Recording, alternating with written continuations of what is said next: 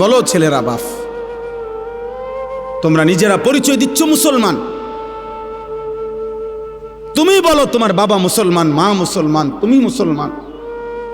যতবার তোমার ধর্মের পরিচয় জিজ্ঞাসা করছে ততবারই তুমি বললা ধর্ম তোমার ইসলাম, রব তোমার আল্লাহ, নবী তোমার মুহাম্মাদুর রাসূলুল্লাহ সাল্লাল্লাহু আলাইহি ওয়াসাল্লাম, কিতাব তোমার কোরআন। তুমি বললা তুমি মুসলমান।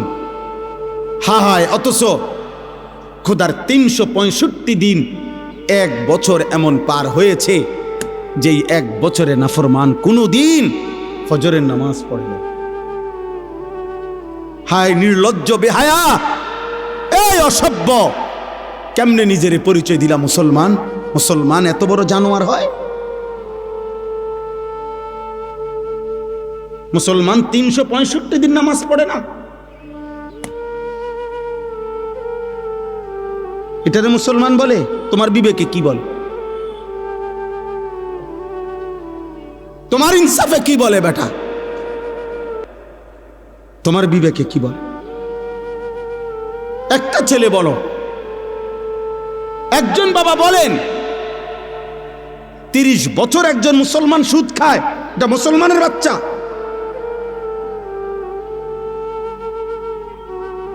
একটা মুসলমান ৩০ বছর ওজনে কম দেয় প্রত্যেক দিন, এটা মুসলমান?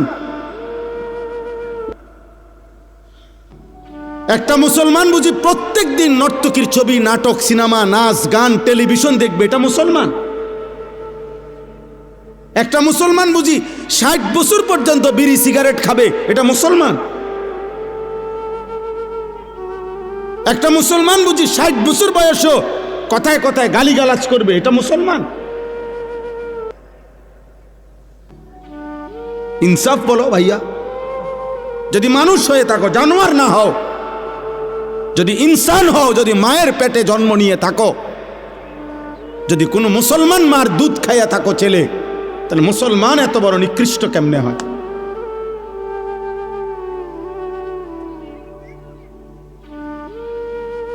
বলো ভাই। রাসূলুল্লাহ সাল্লাল্লাহু আলাইহি ওয়াসাল্লামের সাহাবী হযরতে আনাস ইবনে মালিক, বিখ্যাত সাহাবী আনাস রাদিয়াল্লাহু তাআলা আনহু, নবীজির খাদেম ছিলেন। এই সাহাবী আনাস রাদিয়াল্লাহু তাআলা আনহু ওমর রাদিয়াল্লাহু তাআলা আনহুর জামানায়, হযরতে ওমর যখন ইসলামের দ্বিতীয় খলিফা ছিলেন, তখন পারস্যে একটি যুদ্ধে মুসলিম সাহাবারা যুদ্ধের ময়দানে সাহাবায়ে কেরাম এক টানা ২৪ ঘন্টা, মানে সারা দিন যুদ্ধ করছে, সারা রাত যুদ্ধ করছে। ঘটনাচক্রে ফজরের মুহূর্তে যুদ্ধের ময়দানের অবস্থা এমন তীব্র ছিল যে কোনোভাবে চূড়ান্ত মুখোমুখি দুশ্মনে আর মুসলমানে সাহাবেরা এভাবে ভিতরে ঢুকে গেছে যে যুদ্ধের তীব্র লড়াই চলতেছিল। ওই কিতাবে স্পষ্ট সব তারিখে আছে। ফজরের নামাজ ওয়াক্ত চলে যাইতেছে, কিন্তু মুসলিম সাহাবীরা যুদ্ধের ময়দানে যুদ্ধটা শেষ করতে পারতেছে না কোনোভাবে, কিন্তু ওনারা তীব্র আক্রমণ কইরা শেষ পর্যন্ত যখন আল্লাহ মুসলমানদের বিজয় দিছে, কিন্তু ঘটনাচক্রে এরই মধ্যে সূর্য উঠে গেছে, ফজরের ওয়াক্ত শেষ হয়ে গেছে। সাহাবায়ে কেরাম সূর্য উঠার পরে গিয়া ফজরের নামাজ কাজা করছে। এই একবার আমি নিজে ইতিহাসের নির্ভরযোগ্য কিতাবে পড়ছি ভাই, কিতাবে আছে হযরত আনাস রাদিয়াল্লাহু তাআলা আনহু পরবর্তীতে মৃত্যু পর্যন্ত, আনাস রাদিয়াল্লাহু তাআলা আনহু লম্বা হায়াত পাইছিলেন, উনি অনেক হায়াত পাইছেন, ৯০-এর ঊর্ধ্বে। পরবর্তী একেবারে বৃদ্ধ অবস্থায়ও যখনই ওনার কাছে ওই যুদ্ধের ঘটনা বলতো, মুসলমানদেরকে আল্লাহ বিজয় দিছেন, উনিও ছিলেন ওই যুদ্ধে, উনি অজরে কাঁদতে শুরু করতেন, কসম খোদার। তো অন্যান্যরা যখন জিজ্ঞেস করতো যে আনাস রাদিয়াল্লাহু তাআলা আনহুকে, সাহাবী আপনি এই যুদ্ধের কথা বললেন, কাঁদেন কা? এই যুদ্ধে তো মুসলমানদের পরাজয় হয় নাই, বিজয়ী হয়েছে, আপনি কাঁদেন কেন? উনি বলছে আল্লাহর কসম, এটাই তো সেই যুদ্ধ যেই যুদ্ধ জীবনে আমার একবার ফজরের নামাজ কাজা করে ফেলছে।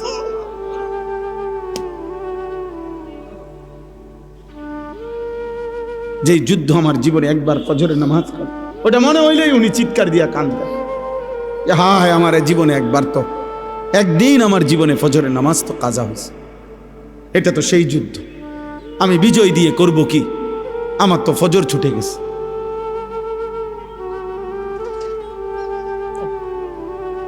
পুরা হায়াতে একদিনের একটি ফজরের নামাজ কাজা হয়েছে, ছেড়ে দেয় নাই।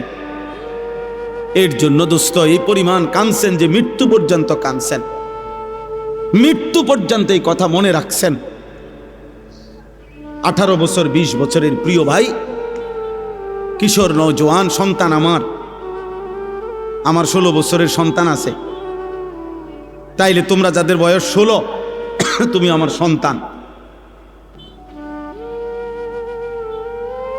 তুমি আমার সন্তান। আমি তোমারে বললাম 18 বছর 20 বছরের ছোট ভাই, তোকে আমি বললাম, জানতে চাইলাম তোমার কি মনে আছে মোট তোমার এই পর্যন্ত কতগুলো ফজরের নামাজ ছুটে গেছে?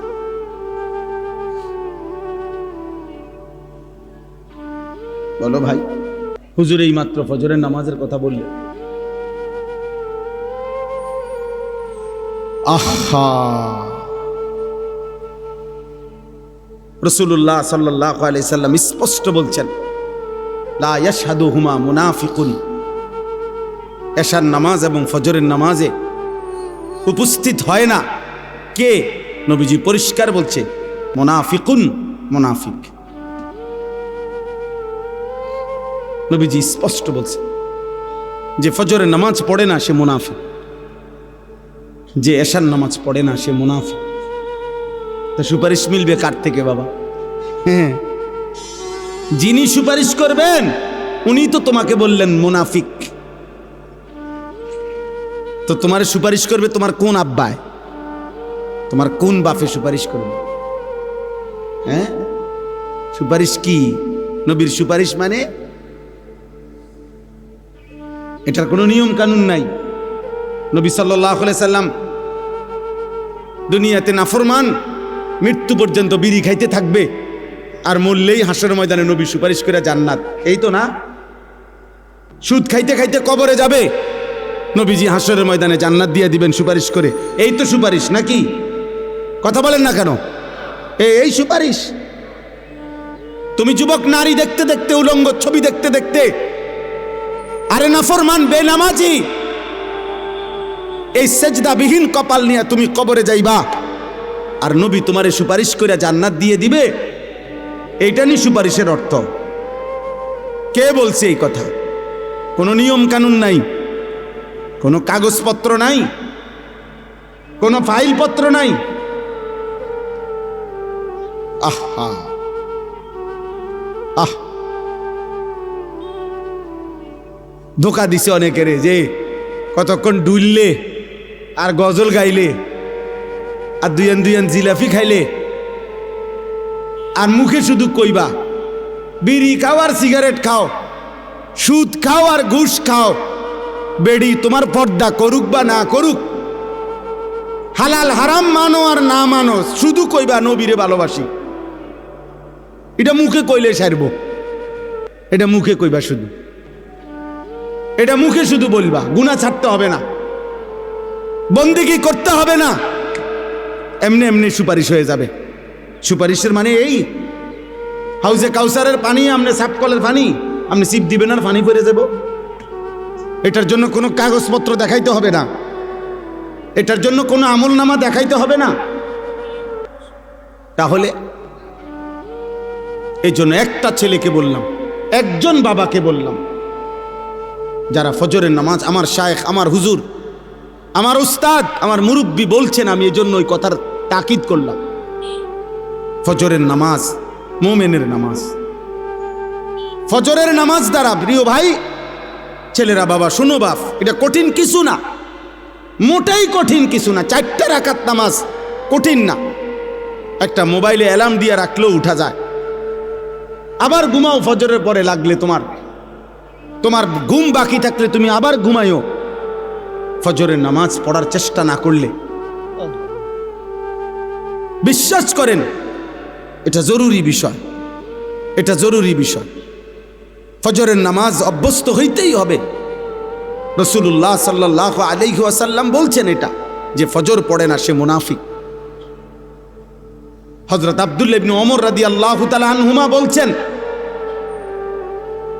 নবীজির জামানায় ফজরের নামাজের অনুপস্থিতি দেখে আমরা মুনাফিক চিনতাম। হযরত আব্দুল্লাহ ইবনে মাসউদ বলছে, নবীজি সাল্লাল্লাহু আলাইহি সাল্লাম কারো ঈমানের ব্যাপারে সন্দেহ করলে তাকে ফজরের নামাজে তালাশ করতেন। যদি ভাবতেন সে মুনাফিক কিনা, তাহলে তাকে ফজরের নামাজে তালাশ করতেন। 2 দিন 3 দিন ফজরে অনুপস্থিত দেখলে নবী বলতেন, হ্যাঁ আমি এমনটাই ভাবছিলাম যে আসলে সে মুমিন না মুনাফিক। এই জন্য দোস্ত, সব ছেলেরে বলি, প্রিয় ভাই আমার এই কথা মনে রাখো, জুমার নামাজ দিয়া, জুমার নামাজের অনেক ফজিলত, কিন্তু জুমার নামাজের মাধ্যমে মুমিন এবং মুনাফিক চিহ্নিত হয় না ফজরের নামাজ দিয়া। ফজরের নামাজ, ফজরের নামাজ তুমি তো মনে করছো জুমার নামাজ, না না, জুমার নামাজের নেকি আছে অনেক, কিন্তু তুমি মুমিন নাকি মুনাফিক এটা পার্থক্য করার প্রমাণ, মাপকাঠি হলো ফজরের নামাজ। ফজরের নামাজ। এজন্য হযরত আব্দুল্লাহ ইবনে মাসউদ বলছেন, রাসূলুল্লাহ সাল্লাল্লাহু আলাইহি সাল্লামের জামানায় চিহ্নিত মুনাফিক যারা, মানে বাস্তবিকে যারা সবাই জানতো মুনাফিক, মানুষের মধ্যে অনেক মানুষ আছে গ্রামে এলাকায় সিল মারা, এটা যে চিহ্নিত সুদখোর, এটা মানুষের চিনে, এমন আছে না? হ্যাঁ, চিহ্নিত ডাকাত, চিহ্নিত হারামখোর, এটা মানুষ চিনি কিনা বলেন? এরকম 2-4 জনের নামে সিল লেগে যায় মানুষের, মানুষ চিনে যে এতে একবার চিহ্নিত জুয়ারি, নেশাখোর, এতে গাঁজাখোর, সবাই জানে। সকল থানার মধ্যে, প্রত্যেক থানায় আপনার ওই এলাকার চিহ্নিত সন্ত্রাসী, চাঁদাবাজ, চোর, ডাকাত, ছিনতাইকারী, নেশাখোর, গাঁজাখোর, ফুট্টাখোর, বাবাখোর, ডাইলখোর, হারামখোর, এগুলোর তালিকা আছে, সম্ভাব্য তালিকা এগুলো আছে, এগুলোর ফাইল থাকে, তুমি জিগাও গিয়া। তো হযরত আব্দুল্লাহ ইবনে মাসউদ বলেন, নবীজির জামানায় এরকম যারা চিহ্নিত মুনাফিক, মানুষে জানতো ভিতরে ভিতরে যে সে মুনাফিক, কিন্তু সে তার মুনাফিকি ঢাকবার জন্য তিনি বলেন যে ওই চিহ্নিত মুনাফিকরাও ফজরের নামাজের জামাতে আসতো, যাতে মানুষ স্পষ্ট মুখের উপরে মুনাফিক না বলে, পিছে পিছে কয় কিন্তু সামনাসামনি যেন না বলে, এই জন্য ফজরের নামাজে আসতো। আব্দুল্লাহ ইবনে উবাই মদিনার মুনাফিকদের সর্দার ছিল, সে প্রথম কাতারে নামাজ পড়ত, যাতে মানুষে মুনাফিক না ডাকে। এই জন্য দোস্ত অনুরোধ করলাম, ফজরের নামাজ বিজয়ের নামাজ, ফজরের নামাজ ইনকিলাব, পরিবর্তনের নামাজ।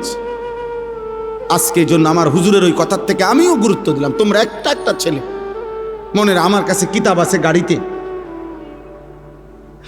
আরবি মোটা কিতাব, ওই কিতাবের মধ্যে লিখছে, ইহুদিদের ধর্মগ্রন্থ তাওরাতের মধ্যে আছে, এই কথাটা মনোযোগ দিয়ে শোনো, ইহুদিদের তাওরাত কিতাবের মধ্যে আছে, মুসলমানদের ওই জামাত, মুসলমানদের ওই দলের দ্বারা ইহুদিদের চূড়ান্ত পতন হবে, ইহুদিরা চূড়ান্তভাবে ধ্বংস হবে। কিতাবে লিখছে, তাওরাতের ভবিষ্যৎবাণী হলো, আল্লাযীনা কানু ফি সালাতিল ফজরি কা সালাতিল জুমআ, মুসলমানদের যেই জামাত ফজরের নামাজে ওই পরিমাণ, জুমার নামাজে যেই পরিমাণ। কসম খোদা, ফজর আর জুমা বরাবর না হলে ওই দলের হাতে, ওই ব্যক্তিদের হাতে ইহুদিদের পতন হবে না, বরাবর হইতে হবে। এখন আমাদের জুমার নামাজ আর ফজরের নামাজ বরাবর, আরে মুসল্লি বরাবর 50, 4 ভাগের 1 ভাগ। আমাদের বিজয় অনেক দূরে, আমাদের বিজয় এখনো অনেক দূরে, আমাদের বিজয় এখনো অনেক দূরে। আমাদের বহু মেহনত, আরো রক্ত ঝরাইতে হবে, আমাদের আরো চোখের পানি পড়বে বাপ। আজ তো শুধু গাজাবাসী কাঁদতেছে, আজ তো শুধু ফিলিস্তিনের মজলুম কাঁদতেছে বাপ। গতকালকে রাত্রেরও খবর হলো প্রায় 4.5 লক্ষের চাইতে বেশি ফিলিস্তিনি ছোট ছোট মাসুম বাচ্চা নিয়া বাড়ি ঘর ছেড়ে দিয়ে অজানা উদ্দেশ্যে, আজকের খবর সব পত্রিকার খবরে আসছে, কারো কোনো গন্তব্য নাই, কোথায় যাবে জানে না, পথে পথে হাঁটতেছে খালি পায়ে, একজোড়া জুতাও নেই। আজকে রাতে মানে গতকাল রাতে নৌবহর যেই জাহাজ সমুদ ফ্লোটিলা, অর্থাৎ এক বিশাল নৌবহর, অনেক দেশের সম্মিলিত মানুষ, আমাদের বাংলাদেশেরও একজন আছে, যারা ফিলিস্তিনে সাহায্যের জন্য যাচ্ছিল, তাদেরকে আটকায় রাখছে, বাধাগ্রস্ত করছে। কোনোভাবেই এই সভ্য পৃথিবীতে, আধুনিক পৃথিবীতে ভাইয়া, কোনোভাবেই তোমাদের আর মোবাইলের নেশা শেষ হইল না। তোমরা নাড়িয়ে দেখো বাবা, তোমরা উলঙ্গ ছবিয়ে দেখো, তোমরা আর আল্লাহকে সেজদা দিও না, কারণ তোমাদের আল্লাহও লাগবে না, তোমাদের মরণও লাগবে না। তোমরা দেখো, নারী দেখো, ছবি দেখো, মোবাইলের অশ্লীল দৃশ্য দেখো, আর মোটরসাইকেল চালাও, আর সমবয়স্ক বন্ধুদেরকে আড্ডা দাও, নেশা করো, গাঁজা খাও, যা মন চায় তাই করো, কারণ তোমাদের উপরে কোনো মুসিবত আসবে না। তোমাদেরকে শয়তান বলে দিছে, তোমাদেরকে ইবলিস বলে দিছে, তোমাদেরকে শয়তান বলে দিছে যে তোরা ঘাবড়াইস না, তোরা নাফরমানি করতে থাক, আমি দেখব তোদেরকে। হ্যাঁ, ইন্নামা ইয়াদউ হিজবাহু লিয়াকুনু মিন আসহাবিস সাঈর। আল্লাহ বলছে শয়তান তার দল বলকে ডাকতেছে প্রতিদিন যেন সকলে মিলে জাহান্নামী হয়, জাহান্নামী হয়। দুশ্মন আমাদেরকেও ছাড়বে না রে বাপ, আমাদেরকেও ছাড়বে না। আমাদের পার্বত্য চট্টগ্রাম হাতছাড়া হওয়ার পথে, আমাদের পার্বত্য চট্টগ্রাম বাংলাদেশের এই 3টা জেলা, রাঙ্গামাটি, বান্দরবন, খাগড়াছড়ি সহ ওই সাইড যে কোনো মুহূর্তে হাতছাড়া হওয়ার পথে। এই যে এই পরিমাণ একটি ঘটনাকে কেন্দ্র করে খাগড়াছড়িতে আজকে কয়দিন টানা 24 ঘন্টা মারামারি, হানাহানি, গোলযোগ, আগুনে পোড়ানো হচ্ছে বাংলাদেশে, বাংলাদেশে, বাংলাদেশে, বাংলাদেশ। যে কোনো কেউ বাংলাদেশের ম্যাপ কে বুঝবো, কারে বুঝাইবো? মোবাইল টিপাই তো তোমার সময় হয় না, বুঝবা কি তা? বাংলাদেশের মানচিত্র দেখলেই বোঝা যাবে এ কোনা দিয়া পার্বত্য চট্টগ্রাম। এটা এমন একটা জিনিস যেটা কেচি দিয়ে যদি এমনি কাইটা দেয় এটা আলাদা হয়ে যাবে, বাকি এটা থাকবে। যেই কোনো সময় কেচি দিয়ে কাটার মতো। বাংলাদেশের 10 ভাগের 1 ভাগ হলো এই 3টা জেলা, আর বাকি 61টা জেলা বাংলাদেশের 9 ভাগ। বিশাল অঞ্চল, জেলা যদিও 3টা, এরিয়া অনেক বড়, বিশাল বড় এরিয়া। পার্বত্য চট্টগ্রাম যদি হাতছাড়া হয় তো কক্সবাজার সমুদ্র সৈকত সহ সেন্ট মার্টিন সব হাতছাড়া হয়ে যাবে।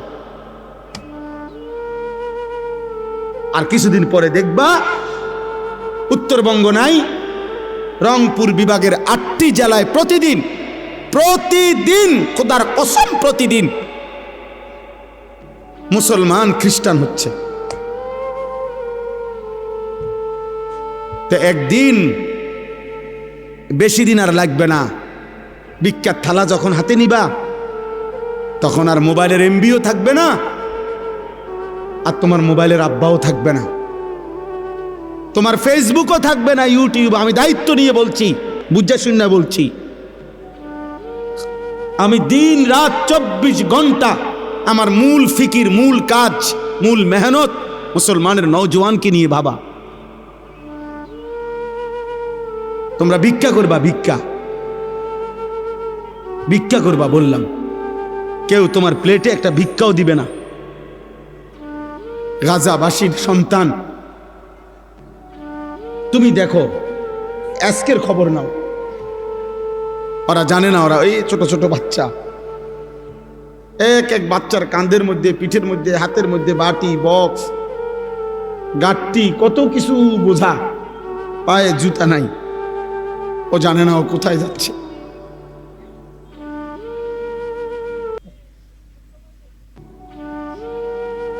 ও জানে না ও কোথায় যাচ্ছে।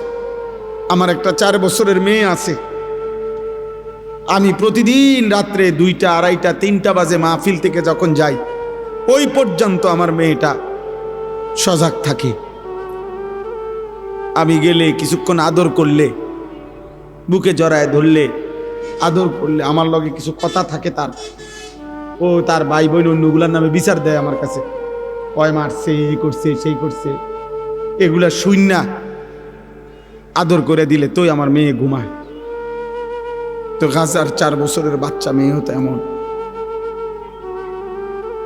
ও তো বাবার আদর চায়, মায়ের আদর চায়। ও জানে না ওর গন্তব্য কোথায়। সে যদি বাচ্চা মেয়েটা, যদি বাচ্চা ছেলেটা যদি তার মাকে বলে, মা কোথায় যাচ্ছি আমরা, কি বলবে না?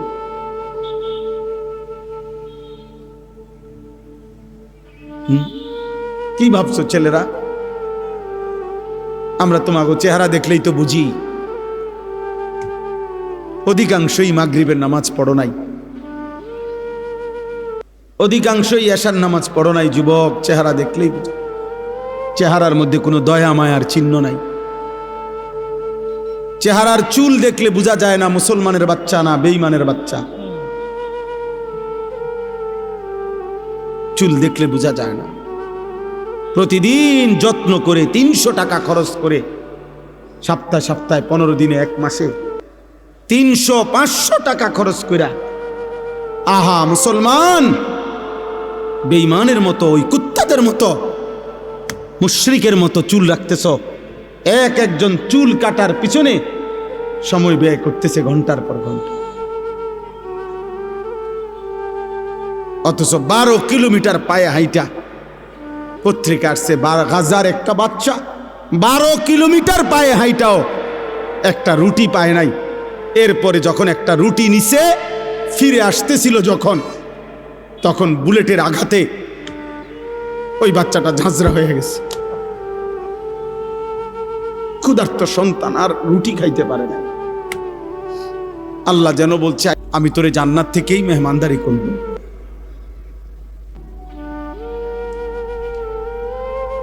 আমি তোকে জান্নাত থেকেই মেহমানদারি করব। এই জন্য বাপ, আমি একজন ছেলের আশায় আছি। আমি কোনো প্রার্থী না, আমার কোনো মার্কা নাই, আমি কোনো নির্বাচনী জনসভায় আসি নাই। আমি আশা করি কোনো একজন ছেলেও যদি ভাবো যে আমার বদলানো দরকার, আমার আল্লাহর সাথে, আমাদের আল্লাহ ছাড়া আগেও কেউ ছিল না, আগামীতেও কেউ নেই। আমরা বেঈমানদের মতো সমপরিমাণ, আমরা যদি 200 কোটি মুসলমানও রাত দিন মাড়ি গাড়ি পরিশ্রম করি, তারপরও কাফের মুশরিকদের সমপরিমাণ দুনিয়া, অর্থ সম্পদ, ক্ষমতা, অস্ত্র সরঞ্জাম আমাদের হবে না। আমি বললাম এটা হবে না। আল্লাহ যদি কাফের চাইতে বেশি পরিমাণ দুনিয়া ইমানদারদেরকে দিত, তো নবী মুহাম্মদকেই দিত। কথা বোঝো নাই? রাসূলুল্লাহ সাল্লাল্লাহু আলাইহি সাল্লামকেই দিত, কারণ উনার চাইতে বেশি তোমারে ভালোবাসে। কথা বলে না? নবীজির চাইতে বেশি ভালোবাসে তোমারে। তো যেদিন আল্লাহর নবী পেটে ক্ষুধার কষ্টে 2টা পাথর বাঁধছিলেন, সেদিন আল্লাহ ছিলেন? কথা বলে না? আরে আল্লাহ ছিল কিনা বলো না? যেদিন নবীজি সাল্লাল্লাহু আলাইহি সাল্লামের দান শহীদ করা রক্তে উহুদের প্রান্তরে পড়েছিলেন ঘন্টার পর ঘন্টা, সেদিন আল্লাহ ছিল? তো তুমি বুঝো না, দুনিয়া মিলবে না বেঈমানের মতো। আমরা যদি বিল্ডিং বানাই 30 তালা, তো বেঈমান স্বাভাবিক বিল্ডিং বানাবে 150 তালা। তুমি ওই পর্যন্ত যাবে কোন দিন? তোমার বিল্ডিং যেদিন হবে 330 তালা, ওদের বিল্ডিং হয়ে যাবে 200 তালা।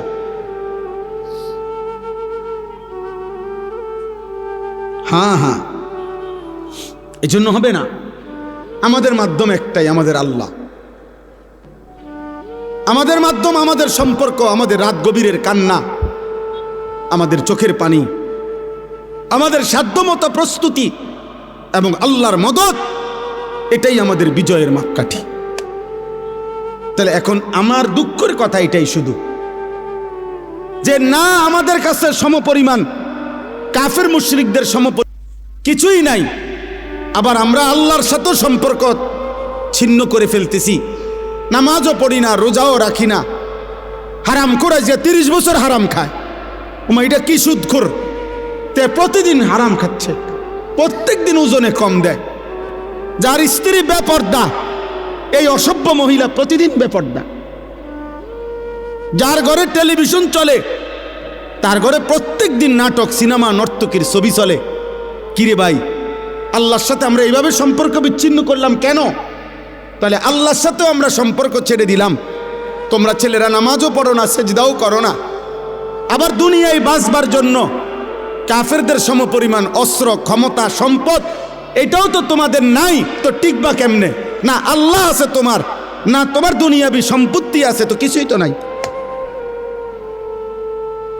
তো তুমি বাঁচবা কেমনে? আগামী দিনে টিকবা কেমনে? তোমরা আগামী দিনে টিকবা কিভাবে? কি মনে হয় আর কারো উপরে আক্রমণ করবে না তো? কথা বলে না কেন? না না না, আর করবে না। এরা বলে দিছে যে শুধু আমাদের ক্ষোভ শুধু পড়ে, বাকি সব মুসলমান আমাগো বন্ধু। তাহলে বলো ভাই,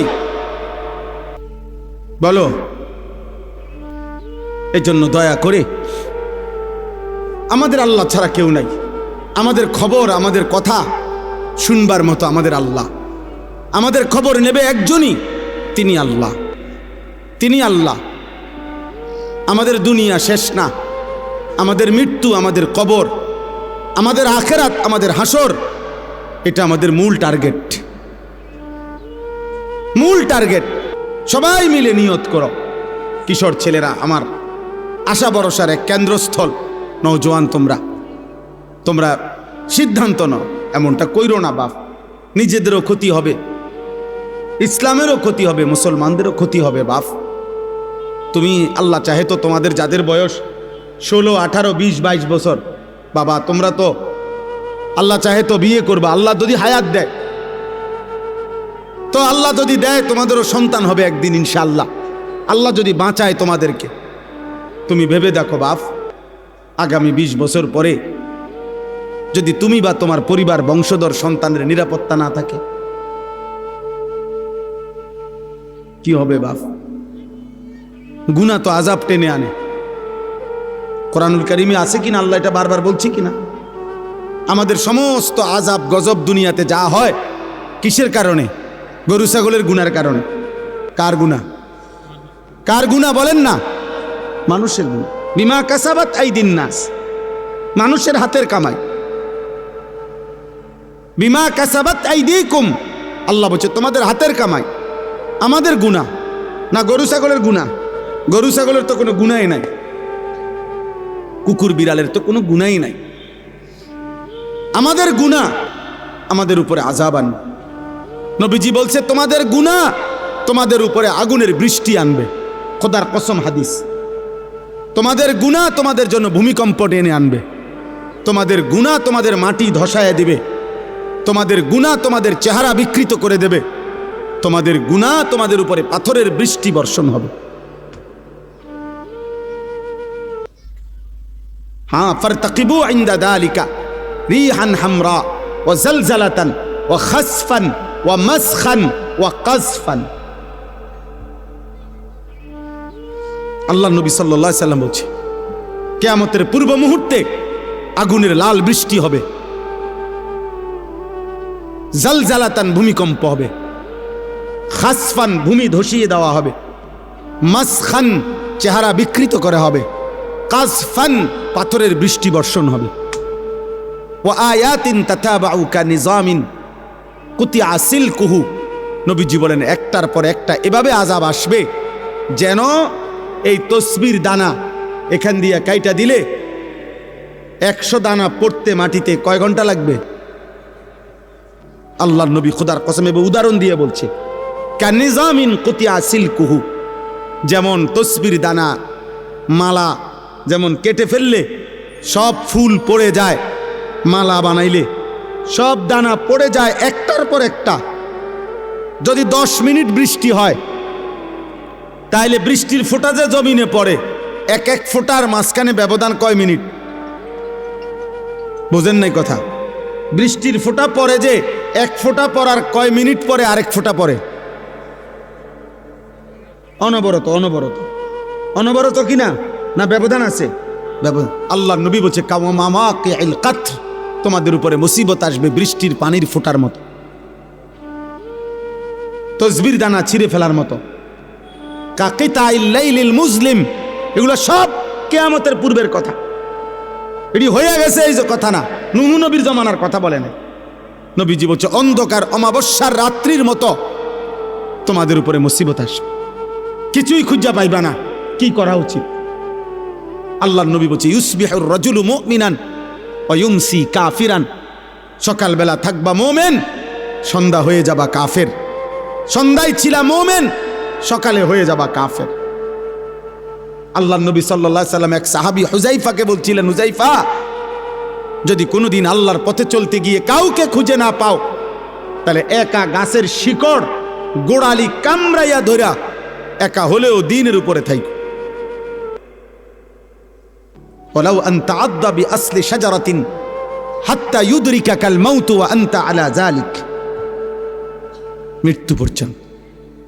আমি অনুরোধ করলাম, আমরা বলার চেষ্টা করছি, আমরা তোমাকে বুঝাইবার চেষ্টা করছি। আপনারা যারা বাবা আছেন, অভিভাবক আছেন, আপনারা আপনাদের ছেলের প্রতি যত্নবান হন। কাঠ পালং আর সোফার ফার্নিচার, বিল্ডিং আর ইট, টাইলস আর বাথরুম নিয়া এত ব্যস্ত হইয়েন না।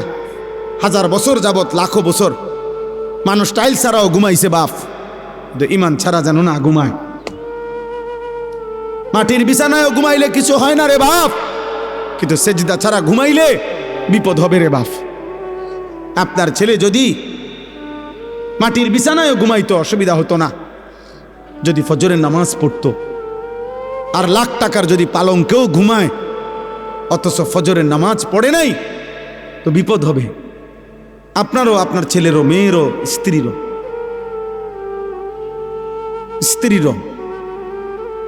অতএব দয়া করে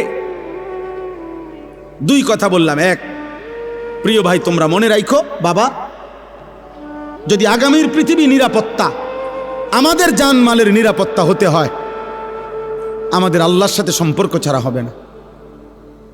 শুধু বাংলাদেশের একটা দল 2টা দল নিয়ে ভাবলে হবে না, সারা পৃথিবীর দিকে খেয়াল রাখতে হবে। সারা পৃথিবীর শক্তি যেই কোনো মুহূর্তে পৃথিবীর যেই কোনো অঞ্চলের মুসলমানদের উপরে আক্রমণ করার জন্য প্রস্তুত। আর একবার শুরু করলে আরেকবার ঘুরে দাঁড়াইতে কষ্ট হয়ে যাবে। আজকে 76 বছর যাবৎ ফিলিস্তিনের মুসলমান, এটা হলো ঐতিহাসিক তথ্য। আজকে 61 বছর যাবৎ রোহিঙ্গা মুসলমানরা বার্মার বৌদ্ধ কাফেরদের হাতে রক্ত দিচ্ছে। একদিন না, একদিন। আজকে 76 বছর যাবৎ কাশ্মীরের মুসলমান ইন্ডিয়ার বেঈমানদের হাতে রক্ত দিচ্ছে। একদিন না দোস্ত। এই জন্য একবার কাটিয়ে ফিরে গেলে আরেকবার সোজা হইয়া দাঁড়াইতে অনেক সময় লাগবে, অনেক সময়। এই জন্য এটা একটা বিষয়। আগামী প্রজন্ম নিরাপদ থাকতে হলে তোমরা নামাজ পড়তে হবে।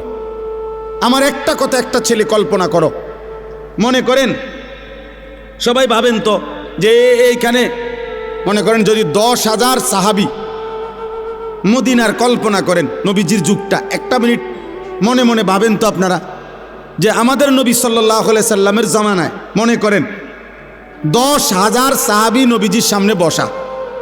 কয় হাজার?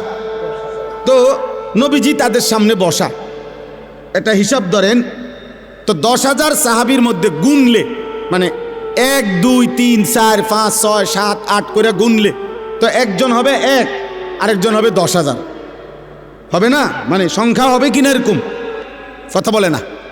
কিন্তু প্রশ্ন হলো এখন আমার যে এবার আমরা কল্পনা করেন তো 1 নম্বর জন মনে করেন সামনে বইছে, আর 10,000 নাম্বার যার সিরিয়ালে উনি মনে করেন একদম পিছনে। তো এই 10,000 সাহাবীর সামনে কল্পনা করেন যে ফজরের নামাজ পড়তো কয়জন, কয় পার্সেন্ট? কথা বুঝছেননি আমার? 5 ওয়াক্ত নামাজ পড়তো কয় পার্সেন্ট? কথা বলে না। হারাম থেকে বেঁচে থাকতো কয় পার্সেন্ট? হালালের উপরে চলতো কয় পার্সেন্ট? তো বিজয় তাদের হবে না, তো আমগুনি হবে। এবার আমরা এখানে হিসাব করি, এখানে আমরা যদি 1000 মানুষ হই তো এবার আমাদের হিসাব করেন, গুনেন, আমরা গুনেন ফজরের নামাজ কয় পার্সেন্ট? মোবাইলে নারী দেখে না, ছবি দেখে না, উলঙ্গ দৃশ্য দেখে না, আমি জানি। 16 বছরের ছেলের হালাত কি, 14 বছরের ছেলের হালাত কি, ক্লাস 9-এর ছেলের হালাত কি। অসংখ্য যুবক, নওজোয়ান, কিশোর মৌলানা সাহেব জিনা করতে করতে ক্লান্ত হয়ে গেছে, বেবিচার করতে করতে ক্লান্ত হয়ে গেছে। এমন ছেলেও 1000 বার চোখের পানি ফেলে আমগো কাছে দোয়া চাইছে, দোয়া চায়, যে সারা রাত উলঙ্গ ছবি দেখে, যার নিজের লজ্জাস্থান নিজের হাত দ্বারা শেষ করে দিছে।